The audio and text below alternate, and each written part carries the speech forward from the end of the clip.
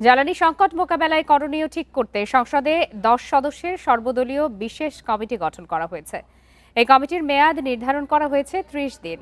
রবিবার বিকালে জাতীয় সংসদের স্পিকার হাফিজ উদ্দিন আহমেদের সভাপতিত্বে কমিটি গঠনের প্রস্তাব উত্থাপন করেন চিফ হুইপ নুরুল ইসলাম।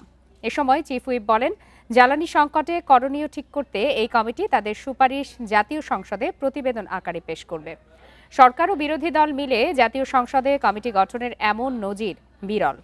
এদিকে সংসদ সদস্যদের জন্য বিদ্যমান শুল্কমুক্ত গাড়ির সুবিধা বাতিল করে সংসদ সদস্য পারিতোষিক ও ভাতাদি সংশোধন বিল 2026 জাতীয় সংসদে পাশ হয়। এর আগে গত 23 এপ্রিল মন্ত্রিসভার বৈঠকে এমপিদের শুল্কমুক্ত গাড়ি আমদানির সুবিধা বাতিলের প্রস্তাব অনুমোদন করা হয়। 200-র বেশি সার্ভিস ও ফিচারে লেনদেনের সব বিকাশ অ্যাপে সম্ভব। মাননীয় প্রধানমন্ত্রী তারেক রহমান সাহেবের দলে সংসদের সামনে প্রশ্ন হচ্ছে, সংসদে উত্থাপিত আকারে the members of parliament remuneration allowances amendment bill 2026 পাশ করা হোক। যারা এই প্রস্তাবের পক্ষে আছেন তারা হ্যাঁ বলুন, যারা এই প্রস্তাবের বিপক্ষে আছেন তারা না বলুন। আমার মনে হয় হ্যাঁ জয়যুক্ত হয়েছে, হ্যাঁ জয়যুক্ত হয়েছে, হ্যাঁ জয়যুক্ত হয়েছে।